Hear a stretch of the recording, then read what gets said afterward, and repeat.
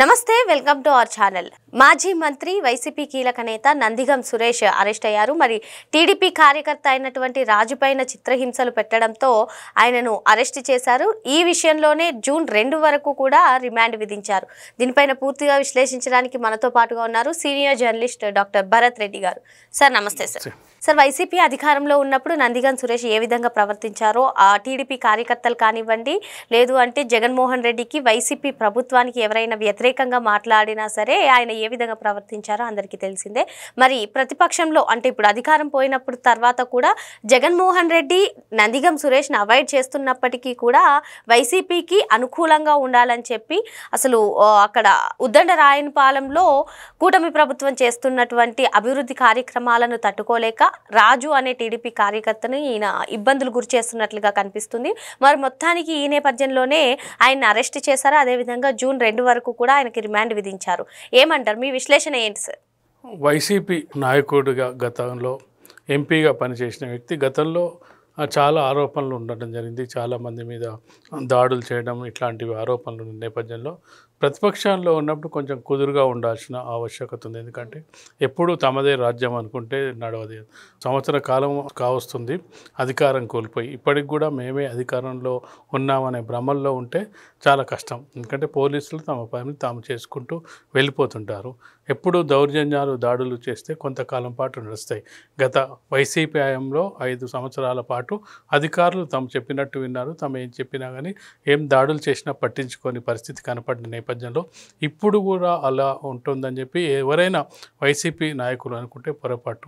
ఎందుకంటే అవన్నీ కూడా అక్రమాలు జరిగినాయి, అన్యాయం జరిగిన సందర్భంలో అవినీతి ఆరోపణలు వచ్చిన నేపథ్యంలో కూటమి ప్రభుత్వం వచ్చిన తర్వాత ఒక్కొక్కటి వెలికి తీసే ప్రయత్నం చేస్తున్న సందర్భంలో వీళ్ళు ఎదురెళ్ళడం అనేది అసలు ఇప్పటికే చాలామంది నాయకులు కేసుల్లో ఇరుక్కుంటారు. పాత ఏవైతే స్కామ్లు ఉన్నాయో ఆ స్కామ్లో ఇరుక్కుంటున్న సందర్భంలో ఇతను ఎదురుగా వెళ్ళి అసలు అంటే ఇతని మీద ఏ కేసులు ఉన్నాయో లేవో తెలియని పరిస్థితిలో కేసులు సొంతంగా పెట్టించుకోవడం అంటారు.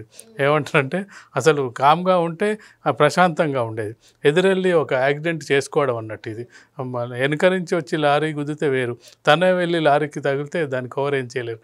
అలాంటి పరిస్థితిలో నందిగామ ఉన్నట్టు కనిపిస్తుంది. ఎందుకంటే తను ఏదో ప్రభుత్వం వచ్చింది, ప్రభుత్వం మారిన తర్వాత వాళ్ళ మేనిఫెస్టో ప్రకారం వాళ్ళు ఏ విధంగా చేయాలనో దాన్ని చేసుకుంటూ వెళ్తున్నారు. అమరావతిని అభివృద్ధి చేస్తామని మేనిఫెస్టోలో చెప్పడం జరిగింది. అందుకు అనుగుణంగా పనులు ప్రారంభించడం జరిగింది.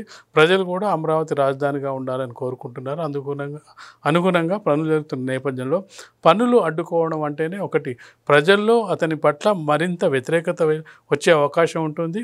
అలాగే పోలీస్ స్టేషన్లో కేసులు నమోదే అవకాశం ఉంటుంది. సరే, ఇంత చేసి ఏమన్నా వైసీపీకి అనుకూలంగా జగన్మోహన్ రెడ్డికి వీరభక్తుడిగా మిగులుతానా అంటే ఇప్పటికే జగన్మోహన్ రెడ్డి తనని పక్కన పెట్టిన సందర్భాన్ని మనం చూడొచ్చు. నందిగాం సురేష్ అనుకుంటున్నది ఏంటంటే ఈ విధంగా అయినా నేను జగన్మోహన్ రెడ్డికి దగ్గర అవ్వాలని ఏమన్నా అనుకుంటుండా. ఎందుకంటే ఇటీవలి కాలంలో చాలామంది నాయకులు జగన్మోహన్ రెడ్డికి దూరం అవుతున్న సందర్భాన్ని చూడొచ్చు, కొంతమంది జైలుకి వెళ్తున్న సందర్భాన్ని చూడొచ్చు, కొంతమంది తప్పించుకుంటున్న సందర్భాన్ని చూడొచ్చు. ఈ సమయంలో కనుక మనం జగన్మోహన్ రెడ్డికి దగ్గర అవ్వడానికి చేసే ప్రయత్నంలో భాగంగా ఇలాంటి దాడులు చేస్తున్నారనేది కూడా మనం చూడొచ్చు. అంటే ఇటీవల కాలంలో నందిగం సురేష్ని జగన్మోహన్ రెడ్డి పక్కన పెట్టారని చెప్పి కూడా వినిపిస్తుంది సార్. ఈవెన్ గుంటూరు మిర్చి యాడ్కి వెళ్ళినప్పుడు కూడా ఆయన్ని బౌన్సర్లు తోసేసిన నేపథ్యం.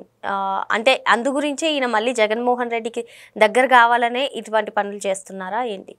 అదే అయి ఉంటుంది. ఎందుకంటే జగన్మోహన్ రెడ్డి దృష్టిలో పడాలి. జగన్మోహన్ రెడ్డి దగ్గర తనకి స్థానం లేదు. ఆ జగన్మోహన్ రెడ్డి దగ్గర ఉన్న వాళ్ళందరూ కూడా దూరం అవుతున్నారు. అంటే ఇలాంటి సమయంలో స్థానాన్ని సంపాదించుకున్నట్టయితే నేను ఒక అనుచరుడుగా మిగిలిపోతా అని చెప్పి నందిగాం సురేష్ భావించి ఉండొచ్చు. కారణం ఏంటంటే ఇప్పుడు ఏదో ఒకటి విధంగా తను పత్రికల్లో రావాలి, హెడ్లైన్స్లో రావాలి, అలాగే మీడియాలో ఉండాలంటే ఏదో ఒకటి చేయాలి. ఏదో ఒకటి చేయాలంటే మంచి పనులు చేసే అలవాటు ఉన్నట్టు కనిపించాలి. ఎందుకంటే మనకు 5 ఏళ్ల కాలంలో ఎప్పుడు కూడా తన మీద ఆరోపణలు ఇది రావడము తప్పిస్తే ఈ పనులు మంచిగా చేసిండనే రాని సందర్భంలో ఖచ్చితంగా కూడా ఏదో విధంగా ఈరోజు మనం నందిగాం సురేష్ గురించి మాట్లాడుకుంటున్నాం అంటే ఎందుకు మాట్లాడుకుంటున్నాం? తను ఒక వ్యక్తి మీద టీడీపీ కార్యకర్త రాజు మీద దాడి చేయడం దీనికి సంబంధించి మాట్లాడుకుంటున్నాం. లేదంటే సంవత్సర కాలం నుంచి మాట్లాడుకున్న సందర్భం లేదు. జగన్మోహన్ రెడ్డి అవాయిడ్ చేసిన సందర్భంగా మాట్లాడుకున్నాం. మళ్ళీ ఈరోజు దాడి చేసిన సందర్భంగా మాట్లాడుకున్నాం. తను అనుకున్న లక్ష్యం నెరవేరింది అనుకుంటా. ఎందుకంటే ఏ విధంగానైనా ప్రజల దృష్టిలో పడాలి, అది మంచో చెడు ప్రజల దృష్టిలో పడాలి. అరెస్ట్ అయిన సందర్భంగా నేను వైసీపీ కోసం కష్టపడుతూ అరెస్ట్ అయినా అని చెప్పుకోవడానికి రిమాండ్కి వెళ్ళడం ఇవన్నీ సిద్ధమైనట్టుగా చేస్తుంది. ఏదో ప్రజలకు ఉపయోగపడే పని చేసి ప్రజలకు మెచ్చుకునే పని చేసి ప్రజల కోసం ఈ అరెస్ట్ అయి ఉంటే ప్రజలు మెచ్చుకునేవాళ్ళు. నువ్వు అరెస్ట్ అయింది ఎందుకైనా అరెస్టుల్లో 2 భాగాలు, ఒకటి మంచి పని చేస్తూ అరెస్ట్ కావచ్చు, రెండోది ఇలాంటి దాడులు చేస్తూ కూడా అరెస్ట్ కావచ్చు. కానీ ప్రజలు దేనికి ఇచ్చే ప్రాధాన్యత దానికి ఇస్తారు, దేని గౌరవం దానికే ఉంటుంది. ఒకవేళ ప్రజల పక్షాన పోరాడి అరెస్ట్ అయి ఉంటే నువ్వు మళ్ళీ ఎన్నికల్లో నిలబెట్టేటప్పుడు ఇది ఒక ప్లస్ అయ్యేది. ఇప్పుడు దాడి చేసి అరెస్ట్ అవ్వడం వల్ల ప్రజల్లో నీకున్న గతంలో ఉన్న సానుభూతి పోతుంది, గతంలో వచ్చిన ఓట్ల శాతం కూడా తగ్గే అవకాశం ఉంటుంది. ఎందుకంటే ఇప్పుడు రాజు వాళ్ళ భార్యనే కేసు పెట్టడం జరిగింది. ఇది ఇప్పుడు కాదు, చాలా కాలం నుంచి బెదిరిస్తున్నాడు, చాలా కాలం నుంచి చిత్రహింసలు పెడుతున్నారు అని చెప్తున్న సందర్భంలో అధికార పార్టీకి సంబంధించిన కూటమి ప్రభుత్వం అధికారంలో ఉన్నప్పుడు ప్రతిపక్షంలో ఉన్న నాయకులు జాగ్రత్తగా ఉండాలి. అసలు ఎంత జాగ్రత్తగా ఉండాలి? ఇంకా బెదిరించే ధోరణిలో వెళ్ళి కార్యకర్తల్ని కొట్టే ధోరణిలో వెళ్తే గతంలో ఎలాగో వాళ్ళు అధికారంలో ఉన్నప్పుడు టీడీపీ నాయకుల్ని టీడీపీ కార్యకర్తల్ని వేధించిన సందర్భాన్ని, కొట్టిన సందర్భాలని, జైలుకు పంపిన సందర్భాలు అన్నీ కూడా ఉన్నాయి. ఇప్పుడు అదే పద్ధతిలో చేసినట్టయితే వాళ్ళు నేర్పిన విద్యనే అన్నట్టు కదా, మళ్ళీ అరెస్టులు ఖచ్చితంగా ఉంటుంది. మామూలుగా గత కేసులు తవ్వితేనే నువ్వు అరెస్ట్ అవుతావు, కానీ కొత్త కేసులు నువ్వు పూసుకొని పోవడం అంటే ఖచ్చితంగా జగన్మోహన్ రెడ్డి దృష్టిలో పడడానికి అయి ఉంటుందని మనం అనుకోవాలి. Okay sir. అంటే ఇప్పుడు మళ్ళీ దళిత కార్డును ఉపయోగించి దళితుడు కాబట్టి కూటమి ప్రభుత్వం అరెస్ట్ చేసింది అని వైసీపీ విమర్శించే అవకాశాలు ఉన్నాయంటారా? అంటే పై స్థాయిలో అది వాడుకునే అవకాశం ఉంటుంది. ఖచ్చితంగా కూడా జగన్మోహన్ రెడ్డి చెప్పడం జరిగింది గతంలో, ఎవరైతే మిమ్మల్ని అధికారులు ఇబ్బంది పెడుతున్నారో వాళ్ళ పేర్లన్నీ మీరు నోట్ చేసి పెట్టుకోండి, మనకు అధికారంలోకి వచ్చిన తర్వాత వాళ్ళు సప్త సముద్రాల అవతల ఉన్న వాళ్ళని తీసుకొచ్చి శిక్షిద్దామని చెప్పడం జరిగింది. ఆ ధైర్యం అయి ఉంటుంది. ఎందుకంటే దాంతోపాటుగా ఏదో కార్డును ఉపయోగించుకునే అవకాశం కూడా ఉంటుంది. గతంలో కూడా ఇలాంటివి జరిగిన సందర్భంలో ఇలా దళితులు అనే ఇలాంటి కూటమి ప్రభుత్వం ఇలా అరెస్ట్ చేస్తారని చెప్పే అవకాశం ఉంటుంది. కాబట్టి ఇక్కడ ముఖ్యంగా ఏంటంటే తను అతన్ని కొట్టాడా లేదా, బెదిరించాడా లేదా, ఈ కేసు ఎందుకు వచ్చిందనేది ముఖ్యంగా చూడాల్సిన అవసరం ఉంటుంది. వైసీపీ ఖచ్చితంగా కూడా ఏ కార్డును కూడా వదలదు. కూటమి ప్రభుత్వానికి వ్యతిరేకంగా ఏ విధంగా అవకాశం వచ్చినా దాన్ని ఉపయోగించుకునే అవకాశం ఉంటుంది. అంటే దీనికి సంబంధించి జగన్మోహన్ రెడ్డి రంగంలోకి దిగుతాడా, జగన్మోహన్ రెడ్డి అరెస్టును ఖండిస్తారా, లేదంటే జగన్మోహన్ రెడ్డి ఆల్రెడీ అవాయిడ్ చేసినట్టుగా అతన్ని పక్కనే పెడతాడా?